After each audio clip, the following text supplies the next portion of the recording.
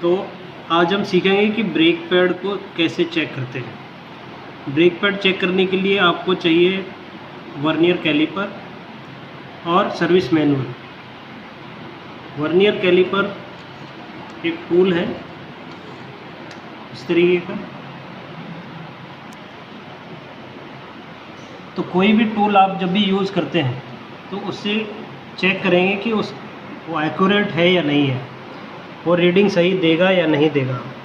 तो इसको चेक करने के लिए आपको देखना है कि दोनों जॉ इसके बंद होने चाहिए और मेन स्केल का 0 और वर्नियर स्केल का 0 आमने सामने होना चाहिए। इस पोजीशन पर ये अगर दोनों आमने सामने हैं, मेन स्केल का 0 एंड वर्नियर स्केल का 0, तो इसमें एरर नहीं है, ये रीडिंग एक्यूरेट देगा आपको। ठीक है, अब हम इसको लॉक नट से इसको लूज़ कर लेते हैं। उसके बाद इस तरीके से खोल देंगे इसको। देन ब्रेक पैड लेंगे और ब्रेक पैड पे सबसे पहले हम किसी क्लीन कपड़े से इसको हम साफ़ कर लेंगे, जिससे कि कोई रस्टिंग वस्टिंग ना हो, क्योंकि एरर रस्ट होने की वजह से या डस्ट होने की वजह से इस पर एरर वैल्यू आ सकती है। ठीक है, क्लीन करने के बाद आपको एक प्रोफाइल देखनी है जहाँ पर कोई डैमेज ना हो और मिनिमम आपको लग रहा है कि उसकी वैल्यू जो है यहाँ पर मिनिमम आएगी। तो वहाँ पर मार्क लगा लेंगे इस तरीके से मार्कर से, जैसे कि ऑलरेडी इस पे लगा हुआ है एक मार्क। तो हम इसी को फॉलो करेंगे और वर्नियर को इसके परपेंडिकुलर, देखिए यहाँ पे वर्नियर का टिप आपको दिख रहा है, ये वर्नियर का टिप है। ये जो कट वाली प्रोफाइल है ये बाहर की तरफ रहेगी, फ्लैट वाली जो प्रोफाइल है वो ब्रेक पैड की तरफ रहेगी। फिर उसके बाद यहाँ जो इसकी बैक प्लेट है इस पे हम इसको रखेंगे। बैक प्लेट पे हमने इसको रख लिया, देखिए आवाज़ आ रही है आपको। ठीक, फिर उसके बाद इसको वर्नियर को धीरे से स्लाइड करेंगे और टिल्ट नहीं करना है, मतलब झुकाना नहीं है किधर भी।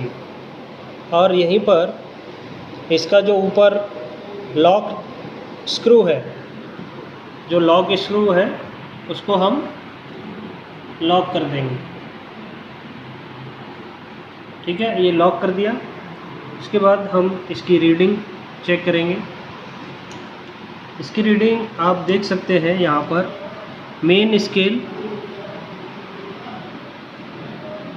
स्केल का जो 8 डिवीज़न है और वर्नियर स्केल का जो 0 डिवीज़न वाला जो लाइन है वो 8 से थोड़ा सा आगे है, लेकिन जो वर्नियर स्केल का 0 है वो 9 को टच नहीं किया है, यानी कि इसको 8 काउंट किया जाएगा।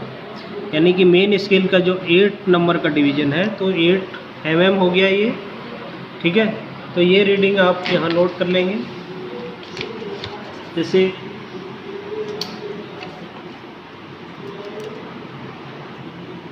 Main scale equal to 8.0 mm। ठीक है, ये आ गया। अब हम यहाँ पर देखेंगे कि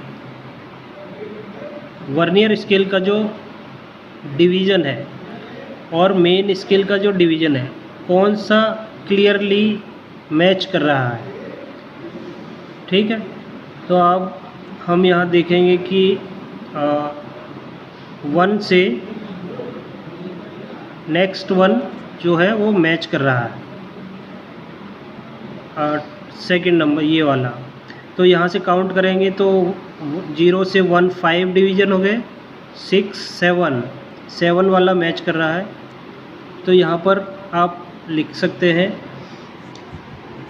वर्नियर स्केल इक्वल टू 7। ये mm नहीं होगा, ये डिवीज़न होते हैं। ठीक है, ये क्या है, डिवीज़न। अब इसमें आप जो रीडिंग लेंगे, जो आपकी रीडिंग होगी, टोटल रीडिंग आएगी आपकी मेन स्केल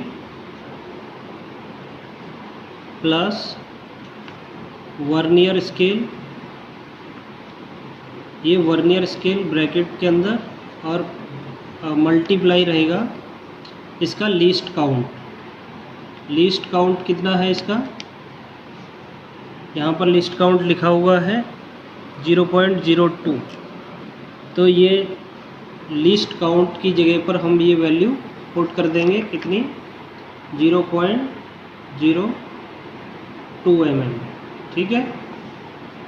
और वर्नियर स्केल की जगह पे आपका 7 आ जाएगा, और मेन स्केल की जगह पे आपकी ये वाली रीडिंग आ जाएगी। तो टोटल रीडिंग आपकी होगी 8 प्लस ब्रैकेट के अंदर 7 मल्टीप्लाई 0.02, ठीक है। तो आप इसको मल्टीप्लाई करके देख सकते हैं, ये आएगा आपका 0.114, ये ब्रैकेट के अंदर 0.14 ब्रैकेट के अंदर प्लस 8, ओके। तो ये 8.14 mm, ठीक है। यूनिट ज़रूर ध्यान रखें, कभी भी वैल्यू विदाउट यूनिट नहीं लिखें, ठीक है। तो ये आपका आंसर आ गया। अब ये आने के बाद आपको चेक करना है कि ये brake pad as per standard okay है या नहीं। तो उसके लिए हम सर्विस मैनुअल फॉलो करेंगे। सर्विस मैनुअल यहाँ पर क्लिक करेंगे तो यहाँ पर आपको कंटेंट दिखाई दे रहे हैं। ब्रेक पर क्लिक करेंगे, ब्रेक में फ्रंट ब्रेक आपको दिख रहा है, फ्रंट ब्रेक। अब ब्रेक पैड हम चूँकि चेक कर रहे हैं तो ब्रेक पैड इंस्पेक्शन लिखा होगा, फ्रंट ब्रेक पैड इंस्पेक्शन, देखो ये लिखा हुआ है, लिखा हुआ है। इसी को हमें ब्रेक पैड को क्लिक करना है। ये ब्रेक पैड आ गया। अब ये जो रीडिंग आएगी, फ्रंट ब्रेक पैड इंस्पेक्शन यहाँ से स्टार्ट हुआ, ठीक है। ये हमेशा इसको मैनुअल को पढ़ने का तरीका ये है, जैसे न्यूज़पेपर पढ़ते हैं वैसे ही है। यहाँ से पढ़ेंगे नीचे की तरफ, फिर ये जो लाइन है, लाइन के बाद नेक्स्ट पेज पर नहीं जाना है, आपको यहाँ आना है, ये लाइन के ऊपर। और फिर आप देखेंगे कि यहाँ पर इसकी स्टैंडर्ड वैल्यू दी हुई है 10 mm और लिमिट दी हुई है 2.0 mm, यानी कि ये ब्रेक पैड 2 mm के बाद रिप्लेस करने के लिए होगा। अभी हमारी जो वैल्यू आ रही है वो स्टैंडर्ड और लिमिट के दोनों के बीच में आ रही है। आपने देखा 8.14 आ रहा है, तो ये लिमिट से ऊपर है, यानी कि लिमिट और स्टैंडर्ड के बीच में है, तो ये ओके होगा, ठीक है। आप जो अपने एग्ज़ाम पेपर में लिमिट वैल्यू लिख सकते हैं, लिमिट वैल्यू 2.0 mm, ठीक है। स्टैंडर्ड नहीं लिखनी है, लिमिट वैल्यू में लिमिट वैल्यू ही लिखनी है, स्टैंडर्ड नहीं लिखना है। तो लिमिट वैल्यू ये आ गया आपका, और ये आपका मेजरमेंट वैल्यू है जो कि लिमिट वैल्यू से ऊपर है, यानी कि ये गुड है, ठीक है।